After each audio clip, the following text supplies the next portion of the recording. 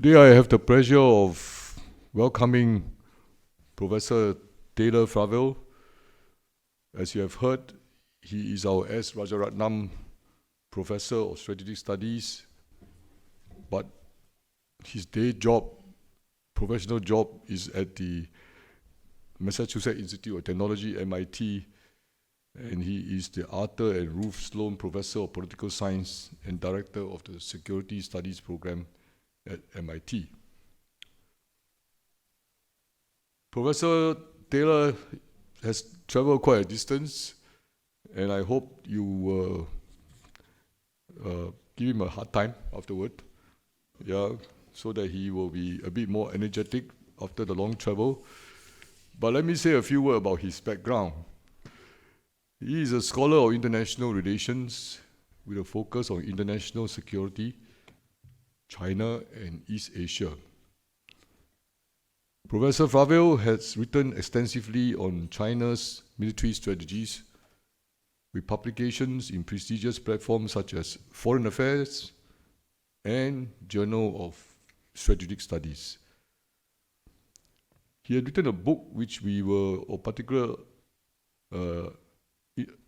is of particular interest to us, entitled Active Defense: China's Military Strategies in 1949. Professor Taylor was named an Andrew Carnegie Fellow by the Carnegie Corporation in 2016 and has been on the board of directors of the National Committee on U.S.-China Relations.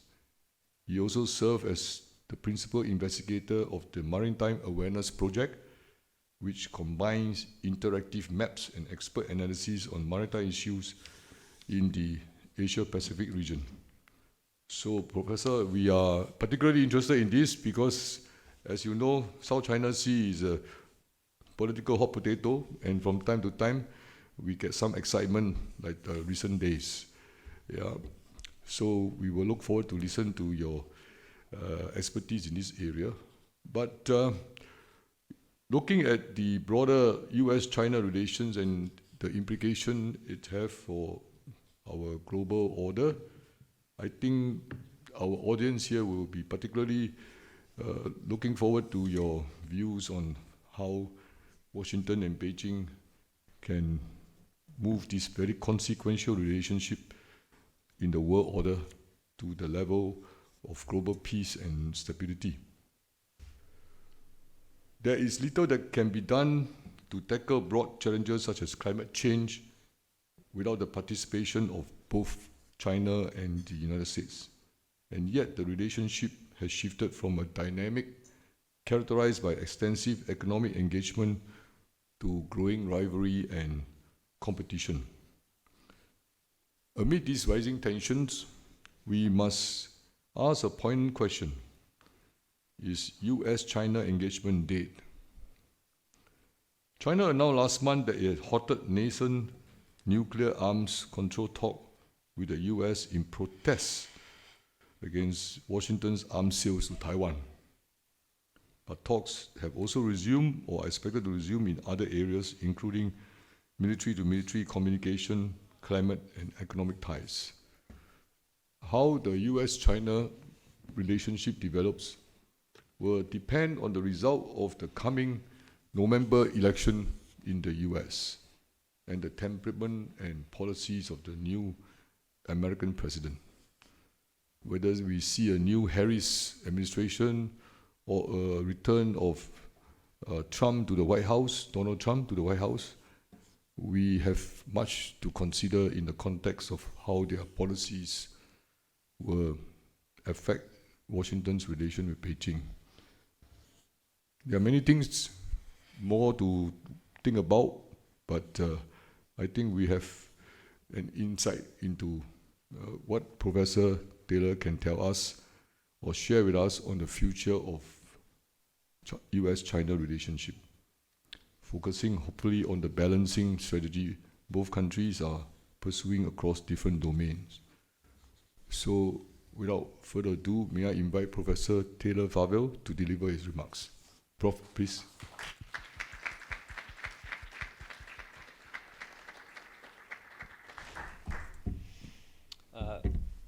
Thank you very much, Ambassador Ong. It's a real pleasure to be here, to be back in Singapore, and to be hosted by RSIS. And it's been, I'm embarrassed to say, 13 years since my last visit.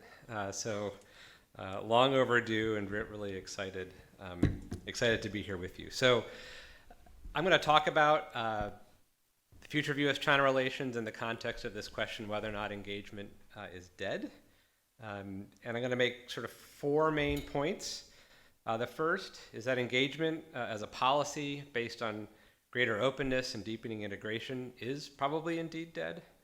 But the US and China are still at another level quite deeply engaged with each other.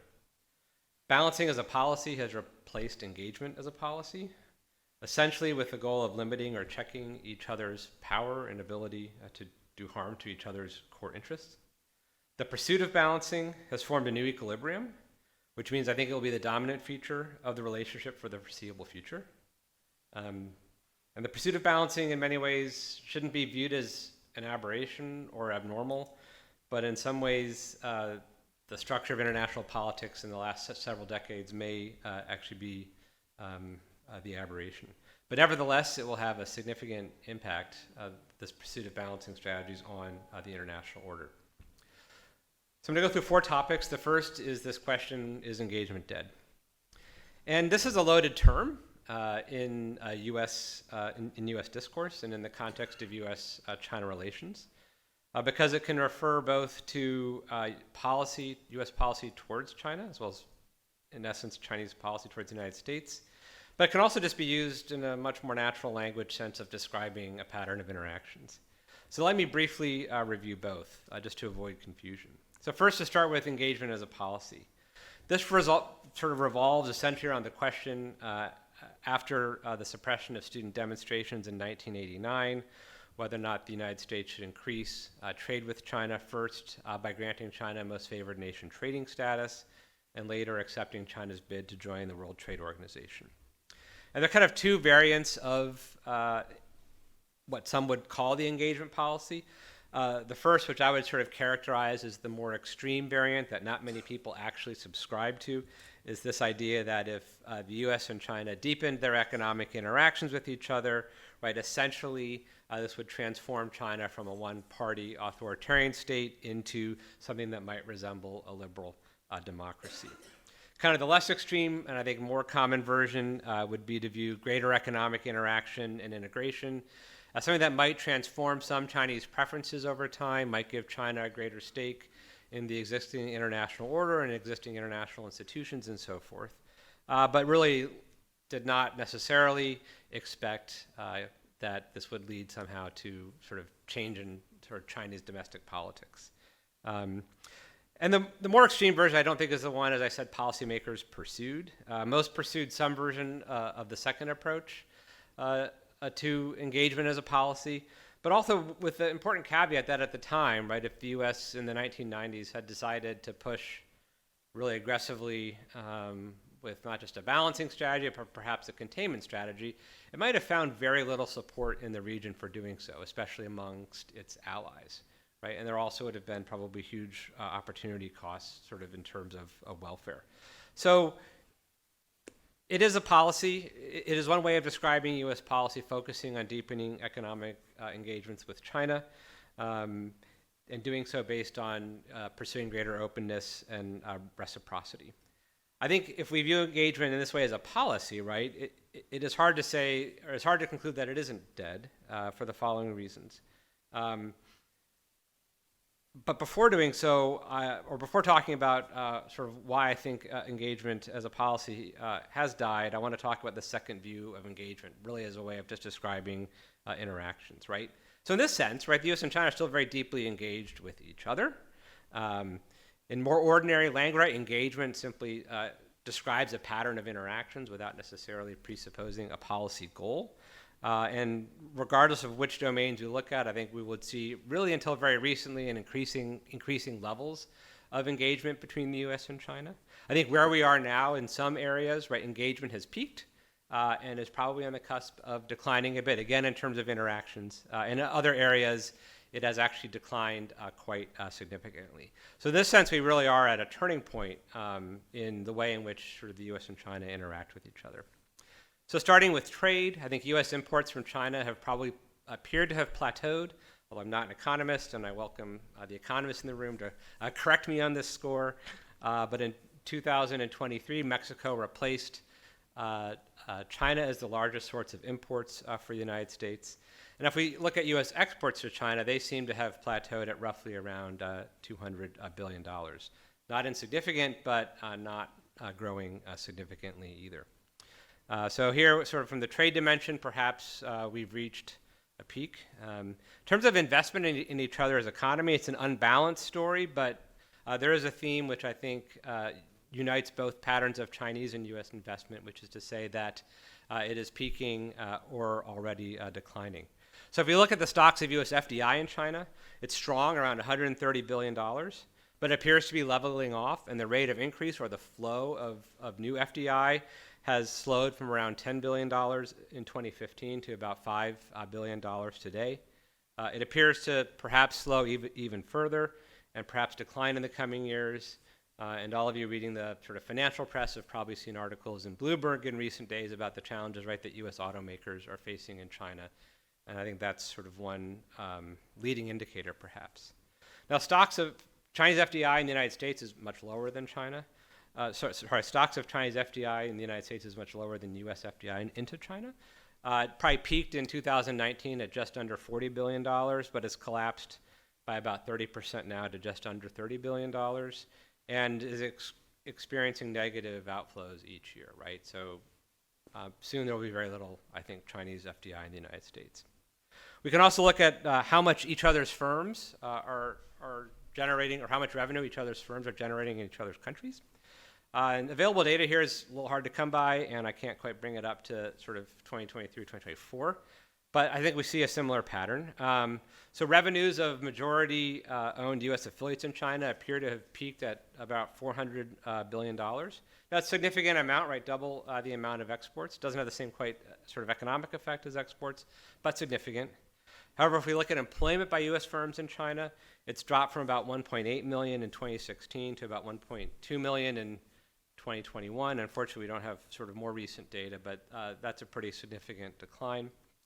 Similarly, if we look at sort of Chinese sort of firms in the United States, harder to get revenue numbers, but the number of Americans employed by Chinese firms peaked in 2019 at about 87,000 and has now fallen by about 25%, right? And so we can see how this engagement is changing over time, but again, the trend is sort of a combination of either peaking and declining or already declining. We can look at how many people are traveling back and forth between the US and China. One metric would be the number of direct flights between the two countries, which today are still at only about 20% of the level of flights in 2019, which were about 150 per week. We're now down to about 30 per week. This is in stark contrast to direct flights between Japan or South Korea and China, or even Europe and Southeast Asia and China, which are sort of recovered to about 90% or 80% of 2019 levels, respectively. The number of visitors is harder to track, but one statistic would be that the number of business and tourist visas for Chinese to visit the United States in the first quarter of this year was down by about 40% compared to 2019, right? And so people-to-people sort of exchanges and interactions are declining if we use these flights as one sort of proxy. We can also look at the number of students, and here it's a very unbalanced story. Very few Americans have studied in China relative to the number of Chinese who study in the United States. But at the peak, there are about 11,000 American students in China in 2018, and right now there's about 800 to 1,000. In contrast, right, the number of Chinese students peaked at 370,000 in 2015, which is a phenomenal number if you think about it, and has declined now to about 280,000. It's not clear, right, if this is leveling off or if we're going to see kind of further decline in the coming years. A related sort of metric would be the number of Americans who are studying Mandarin Chinese. And Again, data here is a little hard to come by, but according to one report, there are about 62,000 Americans studying Mandarin in 2013, and this has dropped to about 45,000 in 2021. And just to put it in context, that's about roughly the same number of Americans who study Italian, right? So a pretty significant decline if one compares, and don't want to offend any Italians in the room, but the geopolitical sort of stature of China and Italy, right, for America is simply not the same. So what does this mean? The two countries are very much engaged, but the intensity has peaked. In some areas, is declining in other areas, in some cases quite precipitously. And I think overall, one could say that the forward-looking trend will either be a continued sort of maintenance of the plateau in some areas, or probably a slow but steady decline of interactions in other areas. And this, I think, is both a reflection of the growing rivalry between the United States and China, and what I want to talk now about in my second point, main point of the lecture, which would be the pursuit of balancing strategies by both countries.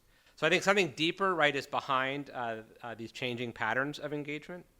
And the peak and then decline of U.S.-China interactions, I think, really is sort of corresponds with a shift away from engagement as a policy being pursued by both countries to one that is much more focused on balancing. Now, a few points of clarification for what I mean by balancing. I think it means pursuing a policy to limit current and future vulnerability to each other's power. Put differently, right, if engagement as a policy sought to shape the preferences or behavior of the other by focusing on greater openness, reciprocity, and integration, balancing as a policy seeks to limit what each country can do to the other. Second clarification here is that both the US and China are pursuing balancing strategies, at least that's my analysis, which does reflect the growing sort of rivalry between the two amid China's economic rise. This, in many ways, is not a surprising dynamic when one sort of generally speaking looks at the history of dominant and rising powers. Rising powers, I think, always want to balance against stronger states. They may not always have had the capacity or the capabilities to do so, but of course, dominant states can exert an extraordinary influence over weaker, even rising states. But once they become strong enough, right, they can begin to push back with much greater confidence. I think that's what we're seeing from China. Dominant powers, right, will seek to balance against any rising power based upon the fear of what those future capabilities may portend. Third clarification here, right, is that neither the U.S. or China, I think, would describe their policies being one of balancing, right? So this is my analysis, not their policies. I think the official U.S. mantra varies over time, but I think one variant would be cooperate, compete, confront. Another would be invest, compete, and align. But in any event, they're sort of cast in terms that are not going to be quite as crude as pursuing one simply focused on balancing. But I think that's still, again, right, the core dynamic that we're witnessing. And then lastly, fourth clarification here, and I don't have time, or I don't want to take too much time in the talk to go into it. I think one can find the roots of these balancing policies in as early as sort of the early 2010s, but there was a real inflection point in the year 2020. I think things really began to sort of accelerate in the year 2021, bringing us to this point now where I think it's pretty clear that balancing, right, is the main dynamic. So let me go through balancing in four arenas for you: military balancing, diplomatic balancing, economic balancing, and what I'll call information or narrative balancing.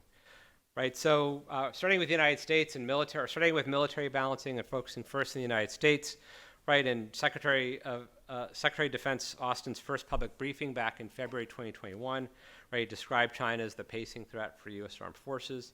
Sometimes it's more politely referred to as the pacing challenge, but I think the point here remains the same, right, that U.S. armed forces are now taking China as their benchmark for modernization efforts. We can look at a dramatic shift in U.S. approach to alliances in the last 4 years. And remember, right, at their core, alliances are about aggregating military capabilities, right, as part of a balancing strategy. And we've seen a real emphasis here from the United States in doing so. in part because of the way in which alliances may not have been fully nurtured under the previous administration, but I think also in part because of the greater urgency or perceived urgency for doing so. So we see a focus on extended or greater emphasis on extended deterrence guarantees with both South Korea and Japan. We see an increasing focus of NATO on Asia, with major U.S. allies joining NATO summits since 2022 and the opening of a NATO liaison office in Japan in 2023. We see the April 2023 agreement between the U.S. and the Philippines to expand by I think four sites, where the U.S. could deploy forces under the Enhanced Defense Cooperation Agreement that had been, I think, signed in 2014. Most recently, we saw the June announcement this year that U.S. Forces Japan would be sort of transformed into a joint force headquarters, which has real implications for how the U.S. and Japanese armed forces will be able to plan and sort of operate together, but also for the way in which U.S. forces can be commanded in wartime in a conflict in the region. We also see new frameworks for balancing. The most notable one here would be AUKUS, or the agreement between Australia, the United Kingdom, and the United States, right, to help Australia build nuclear-powered attack submarines. This was announced in September 21, and clearly, right, if you look at the map, part of kind of balancing China on its southern flank. Now, AUKUS in many ways is a journey as much as it is a destination. It's going to take a long time for these submarines to be built, but in the meantime, you're going to probably see greater deployment of U.S. submarines to Australia and enhanced cooperation under Phase 2 of AUKUS in a variety of very salient new and emerging technologies for military operations. And we may even see more countries join sort of the Phase 2 of AUKUS in this way. And then lastly, simply in terms of presence, I think in balancing, military balancing, there's been a much greater U.S. Military presence in the region in the last 4 years, whether it's through exercises, transits, freedom of navigation operations, et cetera. And again, the most recent example here, and I don't mean to pick on the Italians, but there was a joint U.S.-Italian aircraft carrier exercise recently in the South China Sea. Turning to China, right? China's also engaged in military balancing against the United States. It's continued to focus on winning what it describes as local informatized wars. And much greater urgency, I think, was attached to achieving this goal in 2019 when China issued a new military strategy, which has the very anodyne name of the Military Strategic Guidelines for the New Era. But it did reflect a much darker Chinese assessment of their security environment, thus suggesting a greater role for military power. Defense white paper issued in that year, right, described the U.S. as provoking great power competition, acting unilaterally, strengthening alliances, all things that China believed was targeted at it.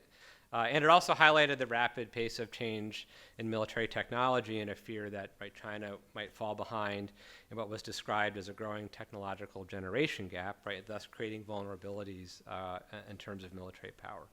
Perhaps even more important, likely in 2019, a decision was made to completely transform China's approach to nuclear weapons. And we saw this with the building of 3 large silo fields starting in the spring of 2020, which now looks as if they will be able to house roughly 320 missiles. We've also seen now a doubling in the size of the Chinese stockpile from roughly warheads numbering in the low 200s around 2020, reaching now over 500 as of May of last year. And projections, at least from the United States Department of Defense, see China reaching a stockpile of 1,000 warheads by 2030 and perhaps 1,500 warheads by 2035. But this, right, if one is familiar with China's approach to nuclear weapons, really a dramatic shift. Previously, China had focused on kind of maintaining a small nuclear force that could achieve what a Chinese general, Nero Zhen, described as the minimum means of reprisal. So just enough to sort of basically assure that China would be able to retaliate if attacked first with nuclear weapons. And China has now decided that a force of that size is no longer sufficient. A much larger force is needed. And this has very significant implications for any kind of conflict that the United States and China might find themselves in, particularly over Taiwan.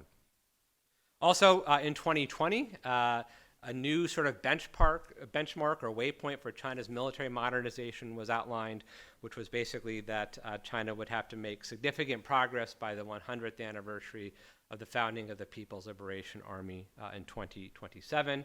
And later, it was revealed from US intelligence sources that part of this perhaps was linked to an instruction that Xi Jinping gave to the People's Liberation Army to be ready by 2027 to conduct a successful invasion of Taiwan. But I think we see pretty significant sort of military balancing on both sides. Turning to diplomatic balancing, one can identify a similar trend. Right, from a US standpoint, alliances are not just means of aggregating military capabilities, but they're also about much broader political relationships. And so the United States has really focused on deepening and extending the so-called 2+2 dialogues that involve senior defense and foreign affairs officials. In the last 4 years, we saw the facilitation of a reconciliation, if you will, between South Korea and Japan in Camp David at the Camp David Summit in 2023. We've seen much more extensive U.S. engagement on China with groupings like the G7 and the EU to build common positions, in part for economic policies such as investment screening and infrastructure funding, in part focusing on elements of Chinese support for the Russian invasion of Ukraine. We've seen the elevation and regularization of the Quad, which really I sort of view as a diplomatic sort of grouping and not a military grouping, focusing on topics that might fall beyond more militarily focused alliances. So far, there have been 5 summit meetings in the last, since 2021, and there's another one scheduled for this year. I think if we look at, if U.S. sort of diplomatic balancing is fundamentally focused on its existing allies, we see sort of a different pattern in kind of Chinese diplomatic balancing, which I think has 3 components. The first is to hug Russia, or get close to Russia. And this relationship, the China-Russia relationship, has deepened quite significantly in the last decade, culminating right with the February 4th, 2022 joint statement of the No Limits Partnership just weeks before the Russian invasion of Ukraine. The second element here of the Chinese approach, I think, is to divide Europe, which one can see whenever Chinese diplomats call for Europe to exercise its strategic autonomy. It's really asking Europe to sort of distance itself right from the United States. This has been greatly complicated by China's support for the Russian invasion of Ukraine, right? That's really, I think, weakened European, or it's harmed European views of China and made it much more challenging in most parts of Europe, right, for China to pursue a strategy that would seek to kind of push a wedge between the United States and with Europe. And then I think most interestingly in some ways we see China's what we could call omnidirectional engagement with the rest of the world. And this sort of manifests itself in a variety of different forms. We see China pursuing a leading role in regional organizations on its periphery or elsewhere, but most notably those in which the United States is not a member. This could be the Shanghai Cooperation Organization, or KICA, which is the Conference on International Confidence Building Measures in Asia. It's quite a mouthful, so KICA is a lot easier. But these have been real focal points for China. We see China playing a leading role in the expansion of the BRICS, which again has, I think can be quite easily viewed as a way to sort of build support for Chinese preferred policies among a pretty broad coalition of states in a variety of different continents, but in many ways focusing on the major powers or actors in these areas.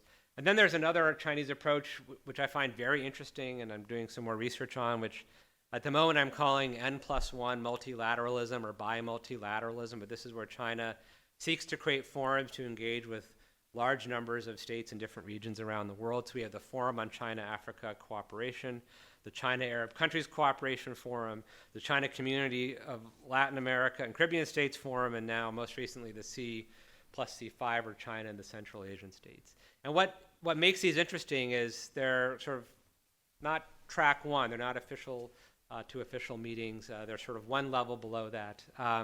But they allow China to sort of engage a large number of states, sort of economically and efficiently, right, in one set of annual summit meetings or biannual summit meetings, excuse me, but also, right, to basically be able to set kind of the agenda in these different ways of engaging these parts of the world. And I think China very clearly, right, has developed, I mean, in Chinese documents, we'll say the developing world. That's not necessarily the best term. Global South is not a great term either. So I just use rest of world, meaning all those countries except the advanced industrialized economies, which I really think is what China is targeting. And of course, we see a much greater emphasis on the United Nations from China, including much greater funding through different funds or through the peacekeeping operations, as well as China's effort to put Chinese diplomats into leading positions in organizations like the WHO, among others. So very clearly, both sides are engaging in a diplomatic balancing act, although I think in very different ways and using different tools, but ultimately diplomatic balancing. Moving to economic balancing, we see continuation from the United States, right, of Trump administration tariffs under the Biden administration. It's unclear how much leverage this now creates. I mean, I think in some ways the tariffs have probably been priced in. More significantly, right, we see an increasing reliance on inbound investment restrictions from the United States. So part of why I think Chinese FDI has decreased has been because of greater focus on inbound investment and screening that specifically highlights Chinese investments and then the deterrent effect that this has on those people who might, or on those Chinese firms, excuse me, who might be considering investment. And then most notably, right, we see the effort in the technology domain, right, to put in place export controls to limit China's access to technologies in certain sectors that the U.S. deems as relevant to national security, but focusing in particular at this point on semiconductors. And so the turning point here were the October 7th sanctions in 2022, essentially on all aspects of the semiconductor supply chain to limit the sale of advanced chips to China, as well as to prevent the transfer of the software and the hardware for China to make these kinds of advanced chips, or at least any of the hardware and the software, right, that would use U.S. technology. We see a return in the United States to industrial policy through the CHIPS and Science Act, as well as the Inflation Reduction Act. We see new tariffs being enacted on a variety of products that sort of are linked to these industrial policies, whether it's batteries, electric vehicles, solar panels, and the like. Turning to China, we see a similar, I think, pattern of economic balancing. Great resolve to maintain the tariffs in the trade war, so there's sort of agreement on this. We see, or have seen in the last few years, a crackdown on elements of the private sector in China, especially with respect to technology and the consolidation of the state sector under a much broader umbrella of balancing security and development. And this was a very clear pillar, right, in the most recent resolution from the third plenum earlier this summer. We see China further increasing subsidies in what it defines as critical sectors, including many of those that were first outlined in the Made in China 2025 plan back in 2015, but really also trying to focus on those areas that are now subject to U.S. export restrictions. Perhaps most notably, going back to 2020 and then being enshrined in the five-year plan in 2021 is this idea of dual circulation. So increasing, on the domestic side, consumption as a source of growth, but also as a way to stimulate the development of Chinese firms to meet that consumption versus just importing more from foreign firms. Then on the external circulation side, right, you see an effort to diversify export markets for China to reduce dependencies in its supply chain on particular markets where it might be vulnerable. And again, we've seen this with semiconductors. And so essentially, and people don't often say this, but please disagree with me, this is, I think, China's own form of de-risking, right? It has a very similar logic to it as some of the U.S. policies.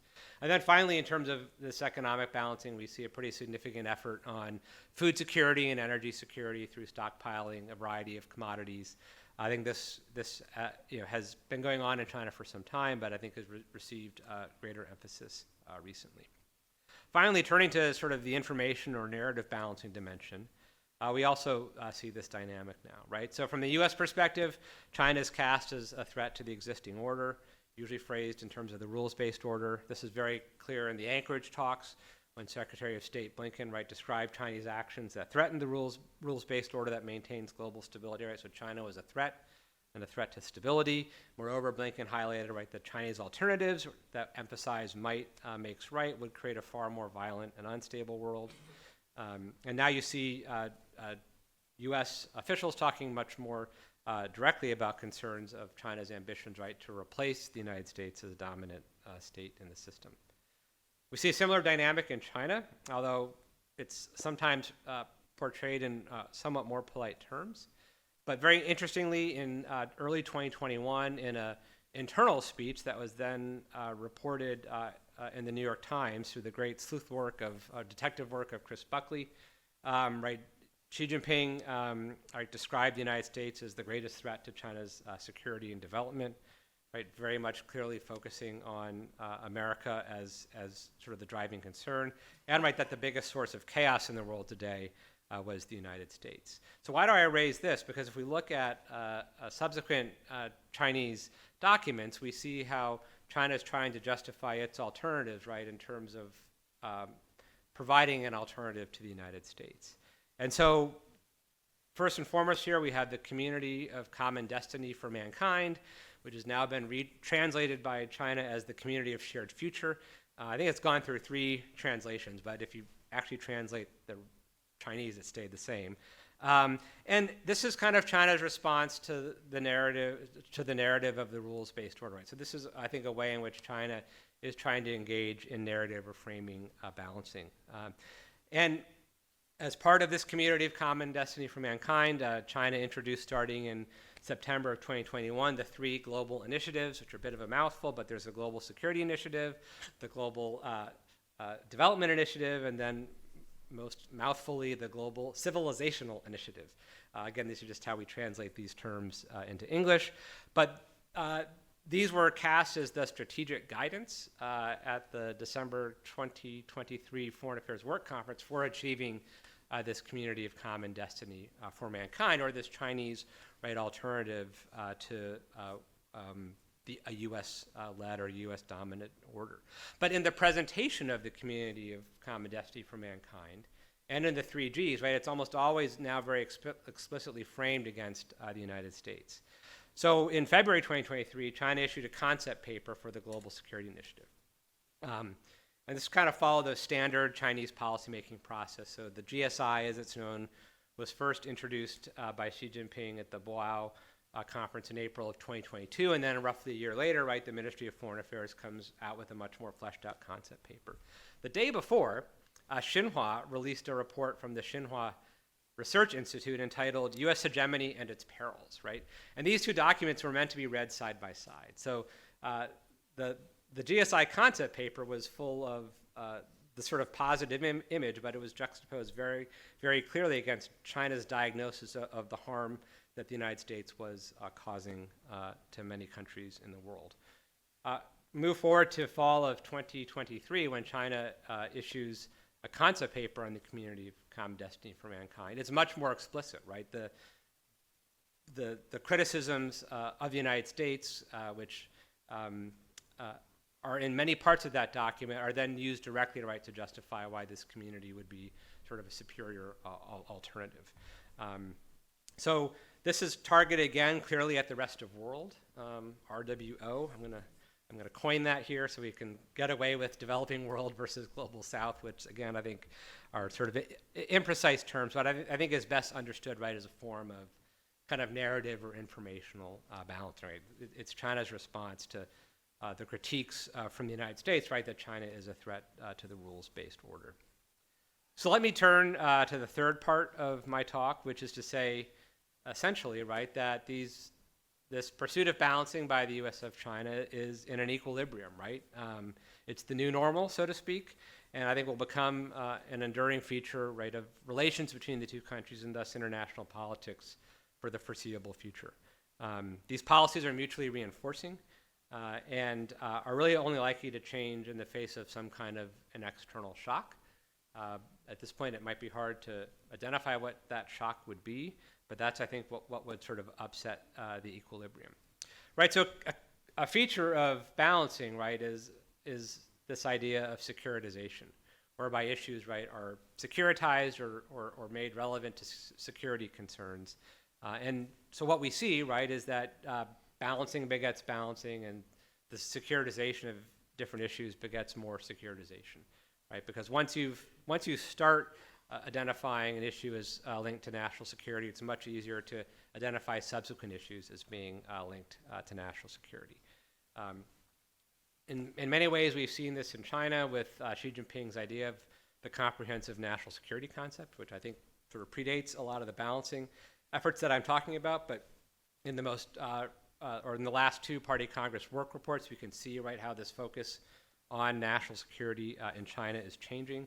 And I think the ways in which sort of U.S. discourses shift a little bit on China, we also see a similar trend, right? And the second point here is, like, balancing as policy, right, doesn't necessarily have a clear end state apart from sort of checking the other's power. And so in some ways, that also makes it sort of in equilibrium and self-reinforcing.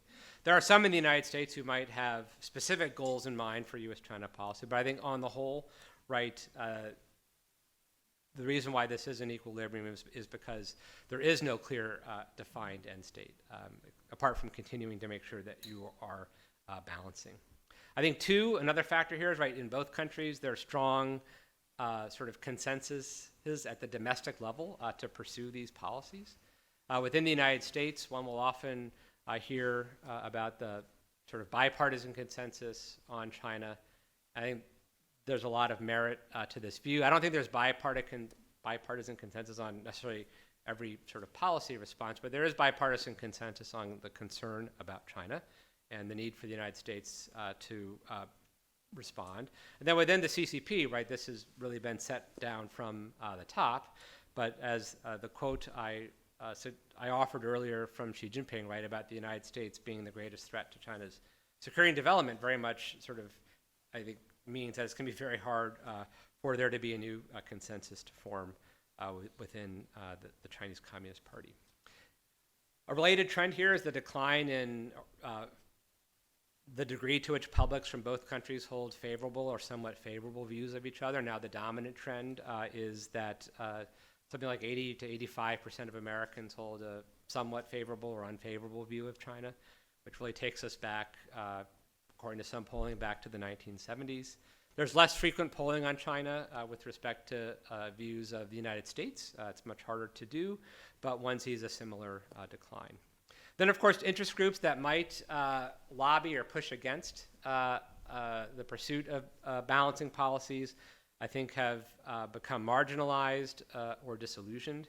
And so oftentimes one would refer to the U.S. business community, right, as the ballast in the U.S.-China relationship, because the U.S. business community saw itself as having a very bright future from an economic and sort of corporate perspective in China.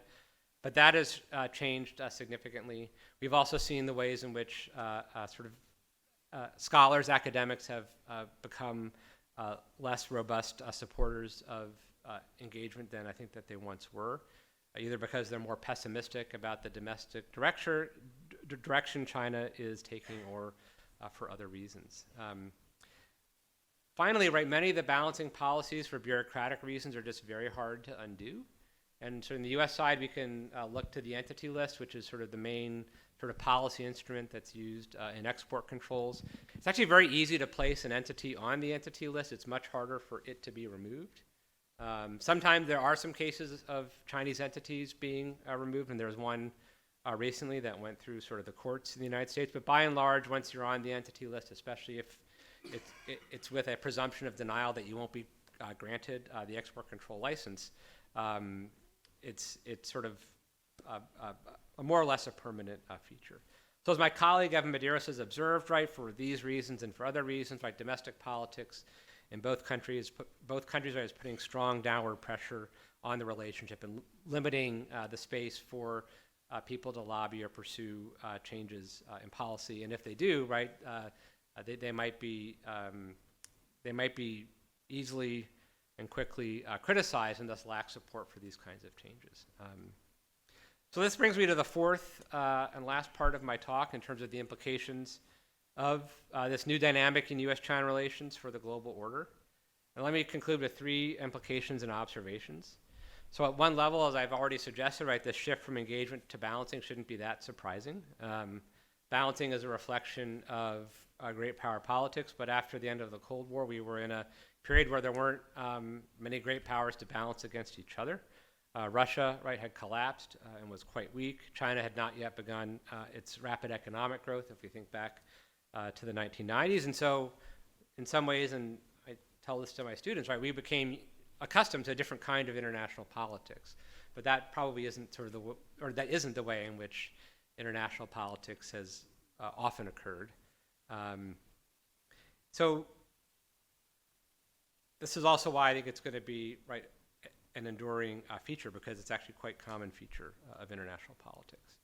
Second point I'd like to make is that on balance, I think the level of balancing is going to intensify, even though what I tried to describe as the continued sort of engagement between the U.S. and China from the perspective of interactions, right, remains, and I think does serve as a ballast in some ways.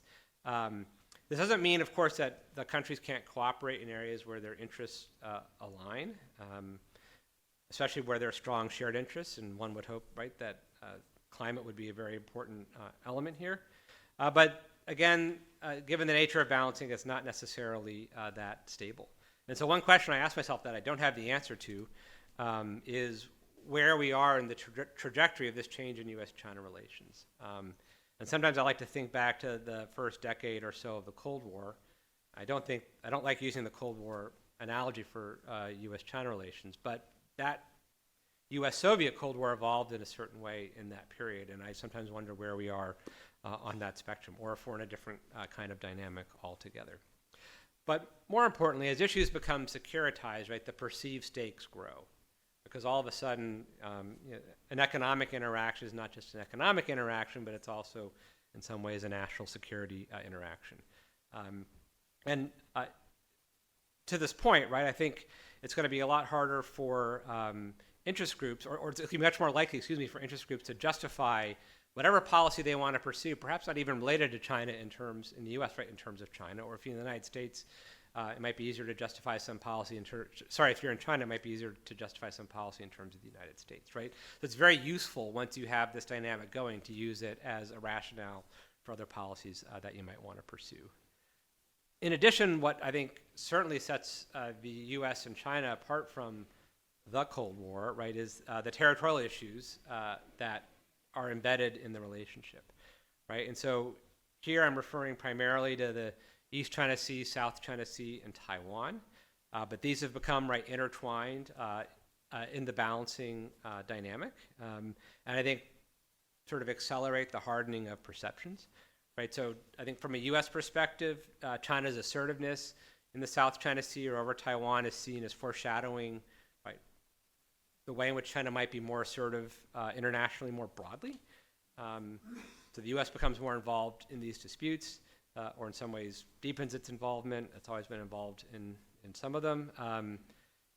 China then looks at this greater U.S. involvement, right, as essentially, right, this desire to contain or hold China down, because after all, these are actions focusing on, contested sovereignty, right, which is seen as much more of a core interest than increasing one's influence. And so you see the phrase in China, starting in around 2019, directed against the United States, of using Taiwan to contain China, 一带制华.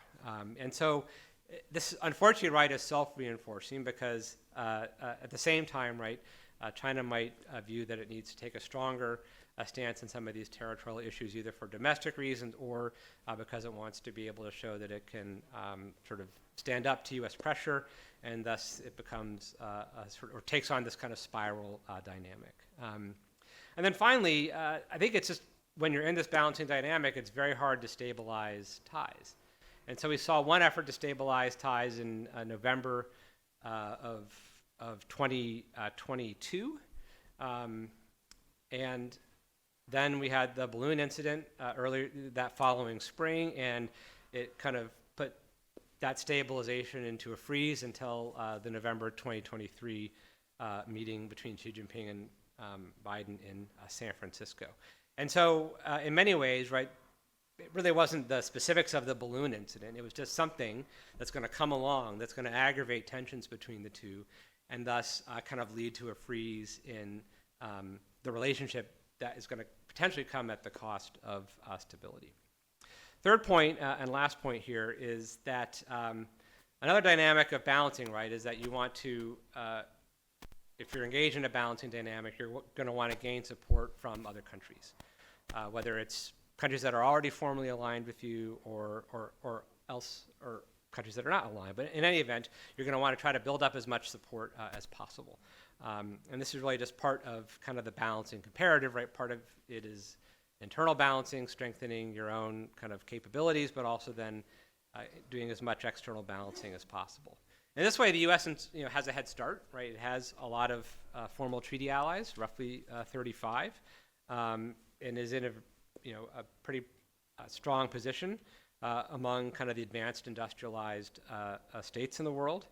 China is seeking to catch up, with a major thrust being through all of these various initiatives, first through the BRI and then through the three global initiatives, right, in the rest of the world under this framework of the community of common destiny for mankind. But what this means is there's going to be increasing pressure on third parties from both the U.S. and China. Whether or not those third parties want to receive that pressure, I think it's going to become a pretty important dynamic. Or they're going to be courted, but then that might create pressure from the other side. So over time, I think what this might mean more broadly for the order is we're going to see perhaps something that is a rough parallel to paraphrase Mao Zedong, the three worlds theory, right? There's going to kind of be a U.S.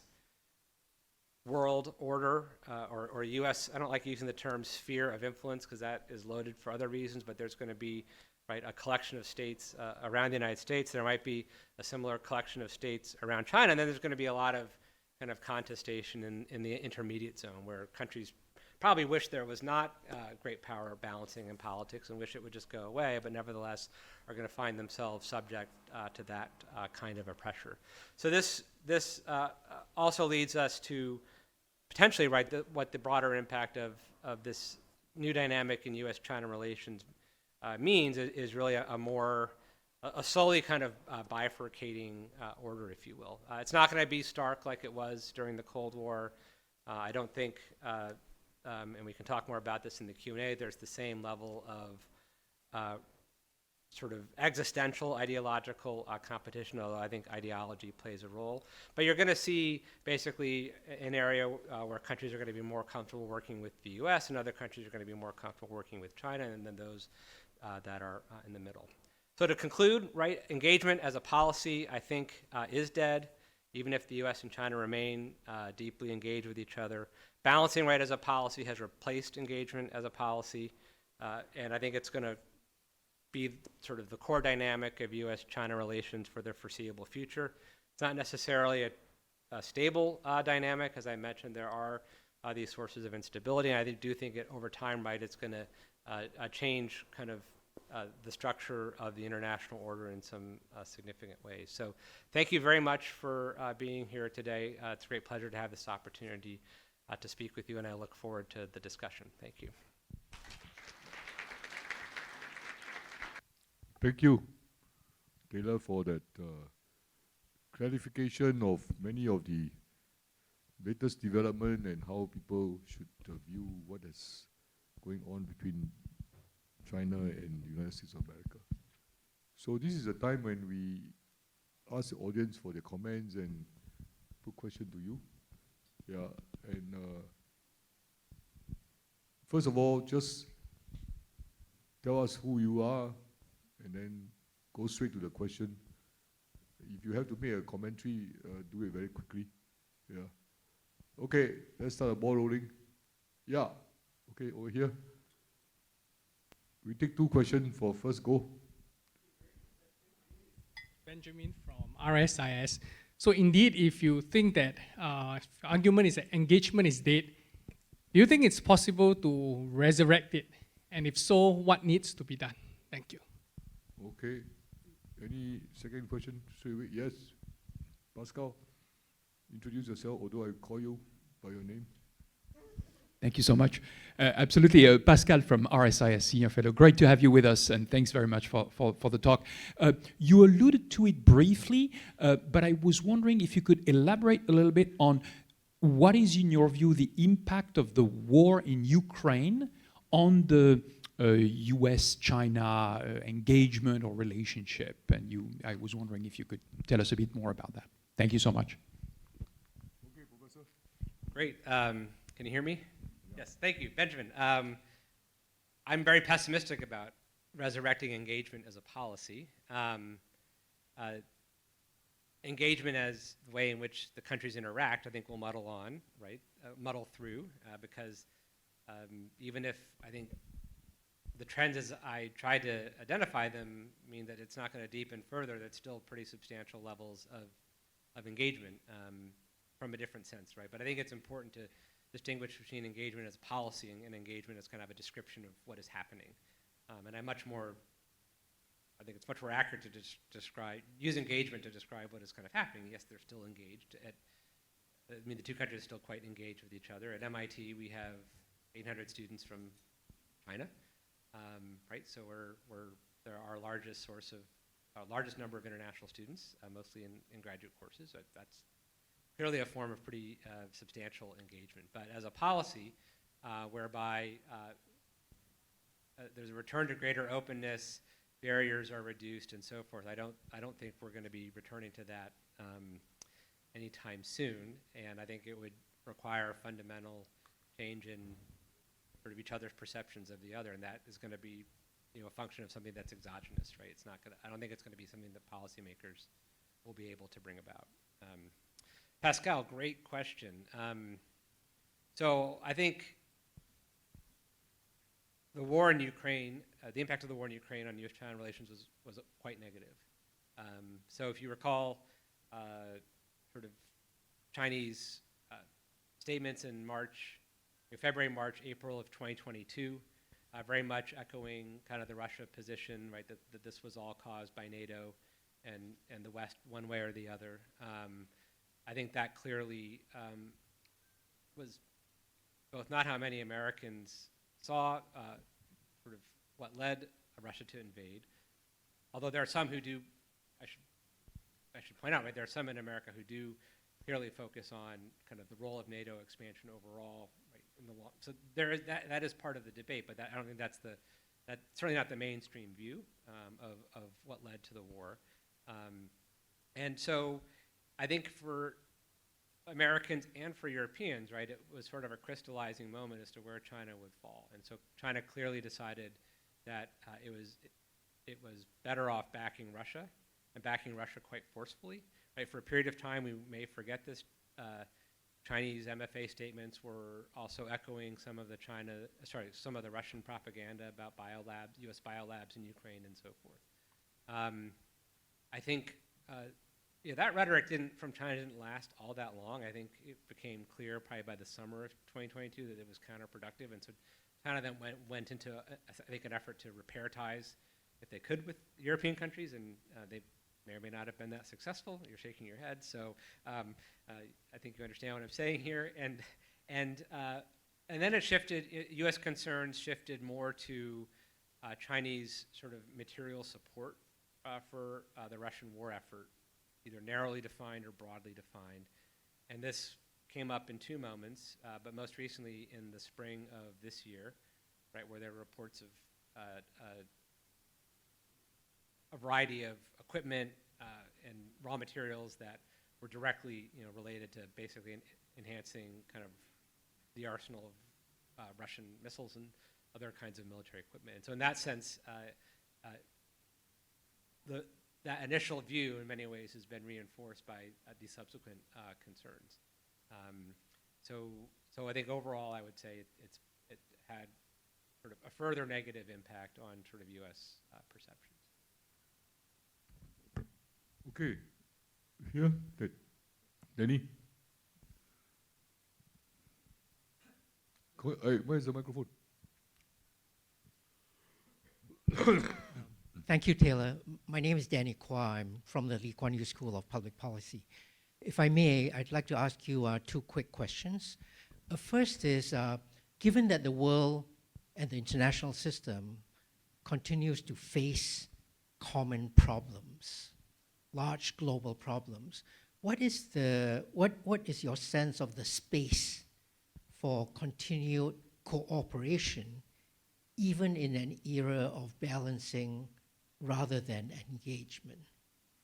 And the reason I ask that, of course, is that we don't actually need full agreement to cooperate. We just need to have enough of a space in between our explicit disagreements. And second, it was a wonderful discussion of the features and the markers of engagement to the features and markers of balancing. I wonder if you could just say a few words about what you see as the root causes for how the United States and China went from one equilibrium to another. Thank you very much.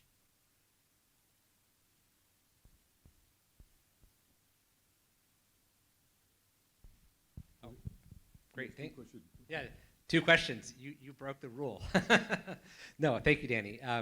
So one would certainly hope that there's space. The U.S. and the Soviet Union were able to cooperate on smallpox and a lot of other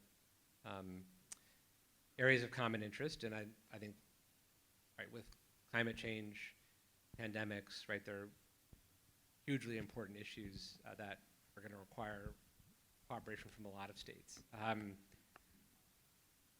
So one way to think about answering your question would be to ask where we are in kind of the development of this new dynamic. I think the more stable it becomes, then the more space there may be. And the less stable it is, the more likely it will be viewed through a securitization lens, and thus somehow doing a favor to the other country, right, and sort of portrayed in more zero-sum terms. Now, it could be, I wouldn't be too optimistic about this, but it could be, right, that there's greater demand from third parties for leading countries of the world, including the US and China, to tackle certain problems, and maybe the balancing dynamic in some ways means that neither country wants to be left out of that, and so therefore there's kind of an interest to get involved. Hopefully, it might just be driven more by an actual assessment of what those shared threats are. I mean, and climate here again, or pandemics, these are not threats. Well, they have disproportionate effects on different countries, but they are threats that will impact everybody to significant degrees. So I think it depends on how stable the broader relationship is, and that is what would create the space. Root causes from one to another. So that's something I didn't want to get into in my remarks, in part because I think it's a pretty long discussion, and there's no single turning point per se. I think if one is looking at it from a U.S. perspective, since that's where I come from, I think one turning point was what was described, right, by U.S. analysts as China's new assertiveness in the region, say around 2010, focusing in particular on the South China Sea, but also other areas. I think as sort of phase 1. Phase 2 would probably be the ascension of Xi Jinping and the ways in which he sought to change Chinese society, or to change the way in which the party governed Chinese society, perhaps more accurately. So here, document number 9 that went through sort of a list of instructions of things not to talk about in universities, had a really big impression in the United States, even though it was a domestic Chinese affair. And so some might say, why should that matter, right? It's just how they want to govern themselves. But because it was linked to things that Americans identified with, that got a lot of people's attention. I think perhaps a third phase was probably the focus on Xinjiang and the way in which Chinese policy cracked down very hard on what they viewed to be separatists or extremists, whatever you might call it, but the re-education through labor, the camps, all of that, right, got a tremendous amount of attention in the U.S. Media, and I think also left a very strong impression about what, again, how China might approach other countries. Again, one could argue that what a country does internally is not going to sort of foreshadow what it does externally, but it's pretty common for people to come to that conclusion. I think a fourth turning point was clearly the pandemic, and the initial response of the Chinese government and sort of the inability to have an open investigation into the origins, right, because it got politicized, right, very quickly, and then it was no longer seen as a public health issue, but as a political issue. And then you had, I'm just giving you kind of, heuristic turning points here, but I would say among the national security community, there's, I think, been growing concern tracking Chinese modernization, really going back to 2010, if not earlier, right? And Chinese modernization, in some ways, keyed to U.S. capabilities, starts with, goes back to 1999. But the test of the fractional orbital bombardment system, or FOBS, in 2021, I think surprised a lot of folks in the United States. And this was launching a glide vehicle, hypersonic glide vehicle that orbited around the Earth. And then it was reported, that same glide vehicle was also able to launch another weapon. And I think a lot of American engineers just didn't know how China did that, right? And that had implications for the nuclear deterrent relationship, but also just perceptions of Chinese kind of military and technical sort of prowess more generally. And so you feed all of these things together, and we look back, it now looks, I don't want to say obvious, but one can see the through line.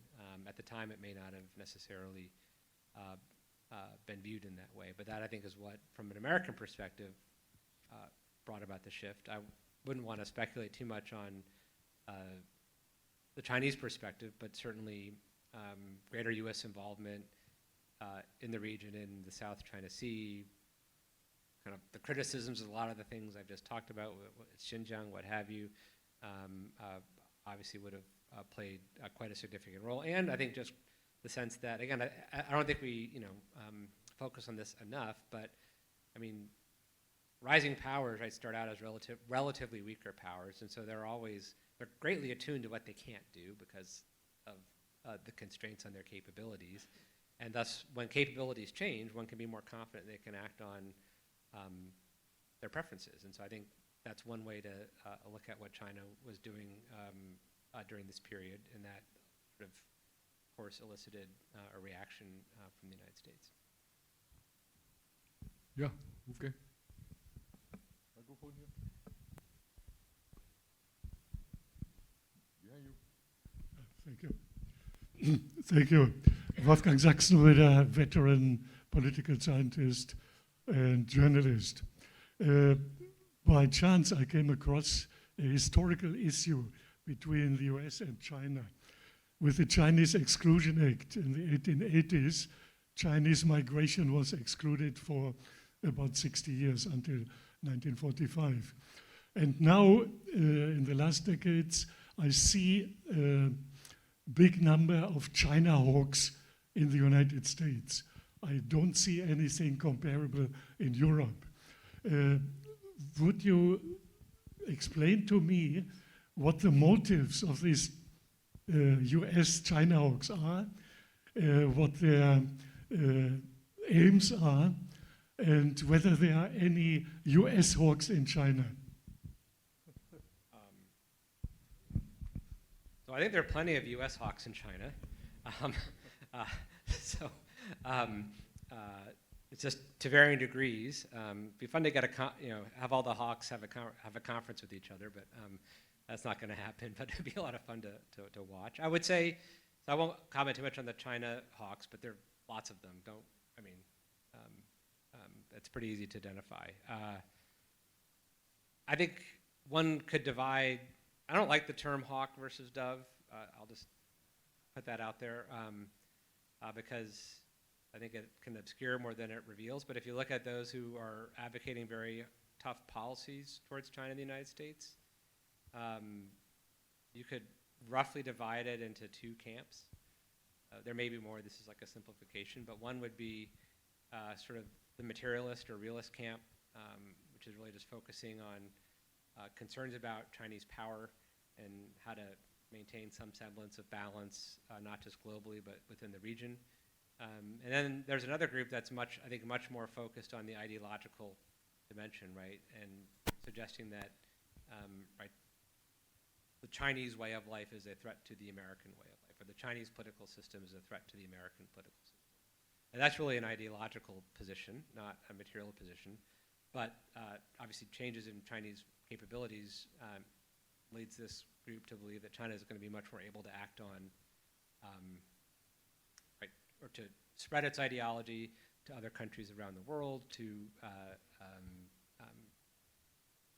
right, put Chinese norms into practice in various, intergovernmental organizations, lead to an emphasis of, on sort of state control over universal human rights and so on and so forth, right? And so, and I think they're also varying, within this more ideological approach, there are varying sort of degrees of intensity. But I think the most extreme, right, members of this group would see the goal of U.S.-China essentially as bringing a new kind of government to China, right? Because that's how you would solve the problem. And it's a pretty clear ideological position. Which one has more support? I think the ideological sort of school gets a lot of attention.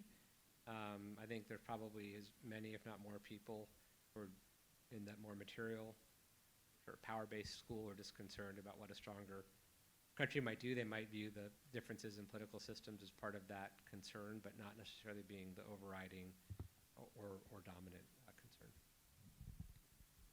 Taylor, is there a chance to also, from your analysis, go to another level? The younger generation has a certain opinion based on how they see the Chinese threat to American democracy, or they don't really have such a hawkish concern about what is coming out from China?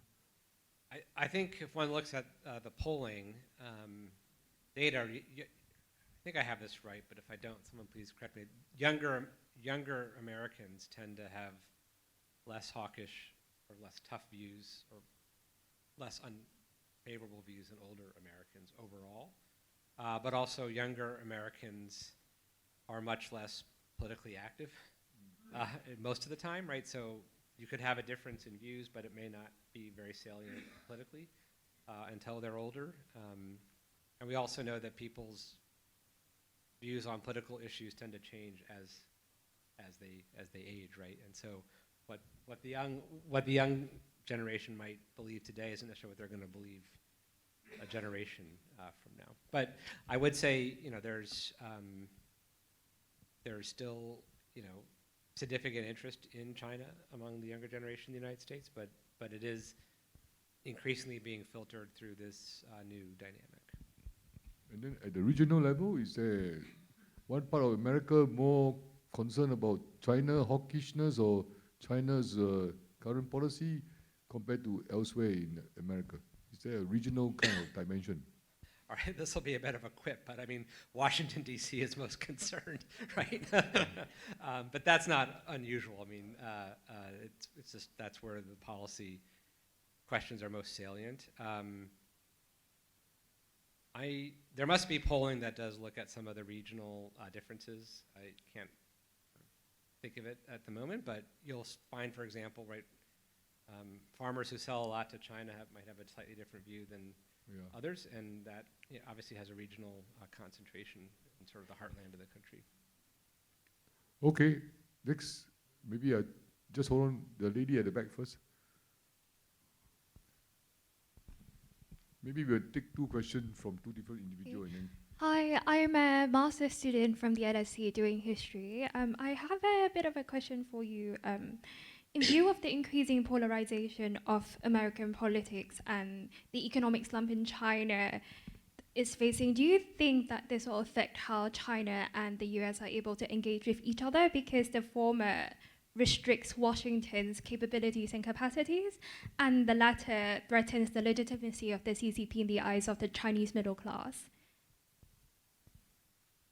got that? Yeah. Okay, another question? This side, yeah. Hi, my name is Renee Fawn. I'm from the University of Edinburgh. I was just wondering, and this has been alluded to before, in the event of a second Trump term, how do you see more conservative thinkers and his administration engage or even avoid engaging in balancing relations with China? Well, that will take us to the end of the lecture.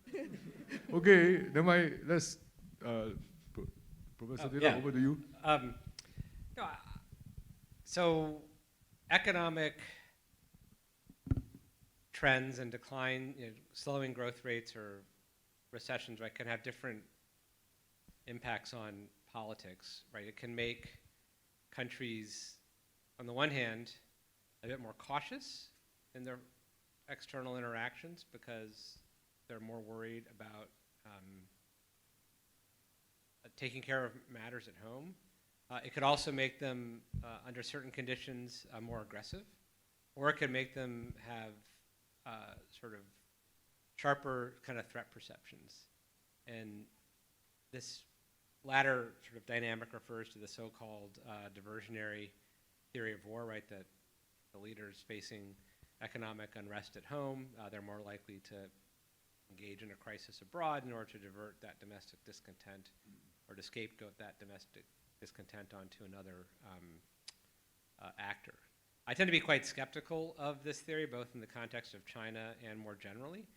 But what I do think it can be quite common under these circumstances is for countries to essentially become a bit more paranoid when they're weak at home. Probably especially countries like China that are much more, or where economic or performance legitimacy is really important, right? And there aren't other sort of mechanisms in the society for channeling public discontent. And so it could be the case, right, that if there was even a much greater slowdown in China than what we are seeing today, like negative growth, that China might view other countries as seeking to take advantage of its perceived decline, and thus it would be more willing to adopt more assertive policies in response. I think in the United States, generally speaking, this dynamic has been less prevalent, but occasionally people will make arguments about sort of the president, wagging the dog's tail. And the paradigmatic example here, I think, that people like to cite is the cruise missile strikes that President Clinton authorized in response to some attacks on U.S. embassies back in the late 1990s. But I mean, they tend to be very small, low-cost actions, right, where there isn't a great sort of fear of failure, right? The problem with this diversionary sort of theory of war is you have to think you're going to be successful if you engage in this behavior, but because you're weak at home, you're probably much less likely to be successful. Renee, on your question, I mean, and this goes back to Wolfgang's question, I think essentially right within the Republican Party, there are these two competing kind of materialist versus ideological approaches to China. And it may be the case that even if an acolyte of one or the other gets into a position of power, Trump may just ignore them, right? And so, like, this is the weird feature of a Trump presidency is a little less predictable than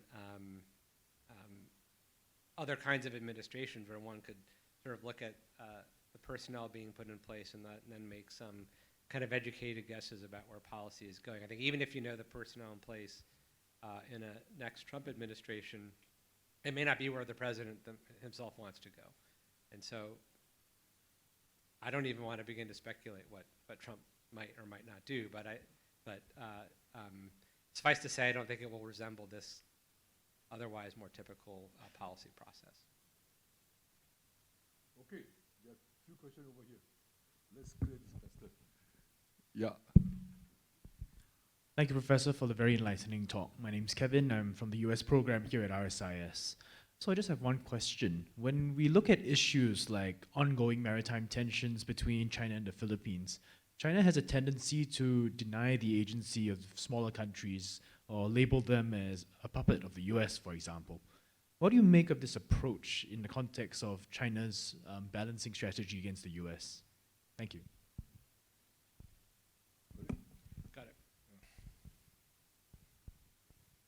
Oh, does it? Oh, sorry. I mean, I think it backfires because I think the Philippines has its own interest, right, in this particular case, and so if right, if you're thinking, I mean, if you're thinking about how, like, strategically from China, you might want to drive a wedge between the Philippines and the United States, right? That might actually be your optimal strategy. In which case, describing them as a puppet, you may think maybe you're keying on something about Philippine nationalism, but in fact you're probably just making them even more angry and much more willing to kind of perhaps not only resist China's resistance, but also move more closer to the United States, right? So I think this is more a reflection of what one call a status gap. I mean, I think from the Chinese standpoint, the Philippines is just not demonstrating the subservience or the subordination that China expects a country of its size to do at this point. And so, yeah, I'll leave it there. Yeah, Anthony. Thank you, Mr. Ong. Prof, what would be the top 3 red lines that were the U.S. administration were to cross with regards to Taiwan that would prompt the PLA 2027 directive being brought forward? And please exclude in the top 3 red lines a visit by a U.S. politician landing on Taiwanese soil. I mean weapons, tech, the top 3 red lines. Thank you. So you didn't introduce yourself, although I know you. Sorry, sir. Augustine Antoine. I'm a former journalist. Yeah. Okay. Maybe this is a big question, so Yeah. let you handle it first. Oh, okay. Top 3 red. Well, look, I think the major red line would be a Chinese perception that the U.S. had completely abandoned the one China policy. And that could manifest itself in a lot of different ways. I don't think it would manifest itself in a politician visiting, to your point, right? It might involve being much more explicit about supporting, right, Taiwan permanent separation from the island, from the mainland, excuse me. It could take the form of, I don't know what Drew will think about this either, but stationing sort of U.S. military equipment, again, a major public way that sort of suggested China might be willing, the United States might be willing to sort of enforce that permanent separation. But I think it comes down to Chinese perceptions of the robustness of the one China policy. And it was under a lot of strain, I think, in the first 18 months of the Biden administration. I think it's going to come under a lot of strain with the new president in Taiwan for a variety of reasons, but I think Chinese pressure is going to increase, so U.S. support for Taiwan is going to respond, or U.S. policy will respond to that in a way of trying to increase support for Taiwan and so forth. But I think, if you go back to the anti-secession law, they sort of outline the 3 conditions that would justify using what is it, all necessary means. And that would be another way to think about it, and then sort of consider what U.S. actions might do. But I think fundamentally it would be an assessment that sort of the U.S. political position had fundamentally changed, and therefore China would have to respond to that. Yeah. You done? Yeah. Okay. Hello, thank you, Professor. So Mark Kake from Zodiac Mill Pro. Say again. Where you from? Mark Kake from France. You can. France, yeah. And I'm working for a private company in the defense industry. Simple question: is the disengagement of the US in China will bring alternative, or already bring alternative powerful Western nation, not only Italy, to take the space left? Could you repeat the question one more time? Basically, the US is not longer engaged officially with China. Those other Western countries like France, yeah. UK, something will take the space. Well, I don't think, from an economic perspective, other European countries are going to fill the void that may be left by America reducing its overall level of engagement with China, because I think the same pressures are going to, or are already leading those countries to reduce their engagement with China. Depends a little bit country by country and what they produce, what they sell. But one could see, for example, China's dual circulation policy really threatening German machinery exports to China as China replaces what it was buying from Germany with domestic sources. I think there's a broader concern, right, in the European Union, I'm sure you're familiar with, of China as a systemic challenge, right? And so you already see greater investment screening in Europe, greater concerns about the sale of certain kinds of technologies or transfer of technologies to China and so forth. So in that way, I think you're seeing more convergence, although there's still differences, but still probably a general convergence in the overall direction between the major European economies and the United States. Okay. According to the timekeeper, time's up. But you have some time? Just a few more. Sure. Two last question. Okay, yeah. So this guy here, Han Fu Guang, yeah. Thank you. Please introduce yourself. Thank you, Han Fu Guang from RSIS. Listening to your talk, Professor Fravel, I suppose you can't help but, at least from this part of the world, feel that it's going to be a rather dark and gloomy future. And I suppose you did allude to parts of that in your talk. You talk about, the world bifurcating, more domains in which this balancing strategy will be pursued, securitization in more areas, and so on. So my question to you, Professor, is, are you pessimistic about the future?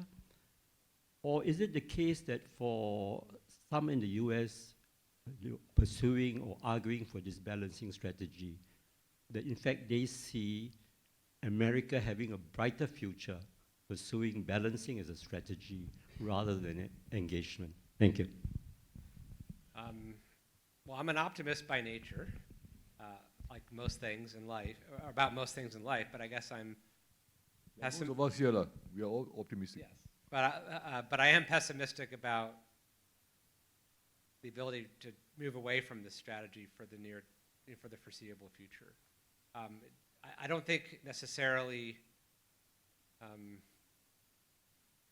the way in which Americans think about or discuss the trade-offs, it's one of optimism versus pessimism, but I think it's viewed as something that needs to be done, right, in order to maintain either American advantages or to maintain certain American ways of life, or whatever it might be. People will sort of view sort of the benefits in slightly different ways. But so, if anything, I think some might, despite some of the rhetoric, some might view it as something that has to be done, right, versus something that one is either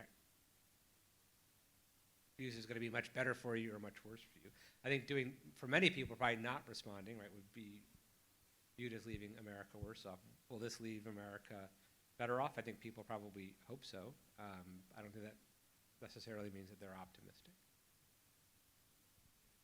There is a young person here. Yeah. Maybe this will be the last question, Professor. Yes. Where's the microphone? Thank you, Professor. My question is about the Who are Philippines. you? Yeah. My name is Parag from RSIS. My question is about the Philippines and what's been going on currently. So given the background of the recent Blinken visit and the Mutual Defense Treaty, how likely is the US to get pulled into a regional conflict in the upcoming few weeks? Not likely. I don't think that, well, taking a step back, I don't think America is chomping at the bit to invoke the treaty and to become more deeply involved. And I don't think China actually wants to see that outcome either. But it is a pretty tense moment, especially with what happened, I guess, yesterday.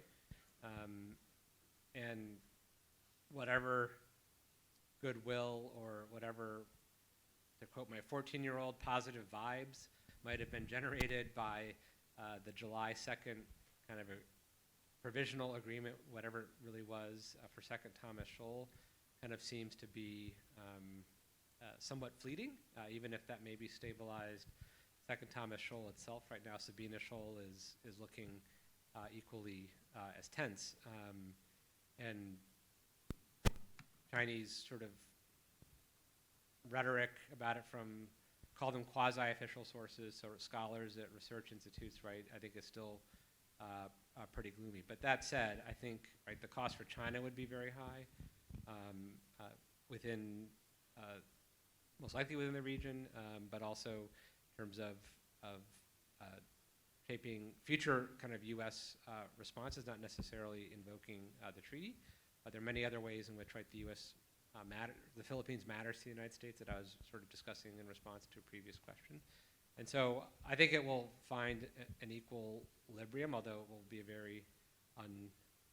very fraught one. But I don't see us leading up into a situation, and of course I could be completely wrong. This is my guess at this moment. But I don't see us heading anywhere in the next few weeks where the situation is going to change so dramatically that the U.S. would seek to invoke. U.S. or the Philippines would seek to invoke the treaty, and the U.S. would become more directly. Yeah, thank you, Professor Taylor. Someone told me a few weeks ago in Malaysia that the game of brinkmanship was invented in Asia. I don't know where he got that from, but he said, you can bring each other for a long time, so don't worry too much.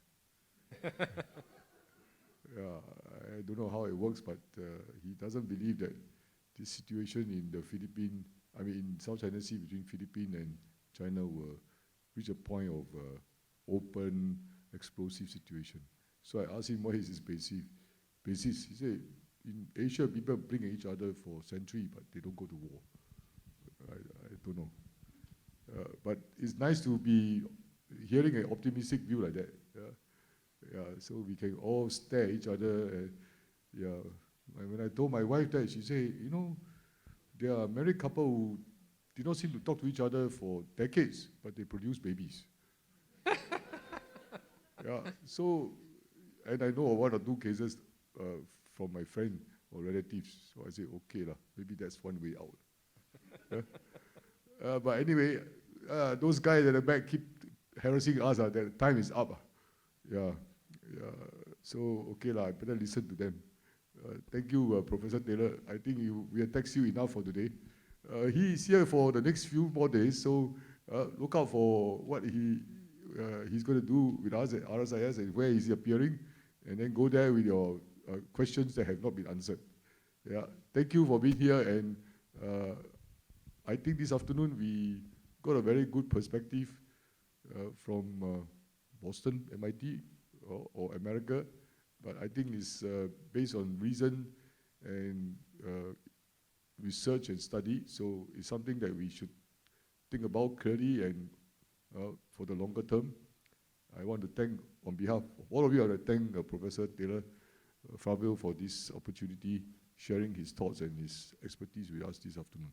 Thank you very much, Professor. Thank you.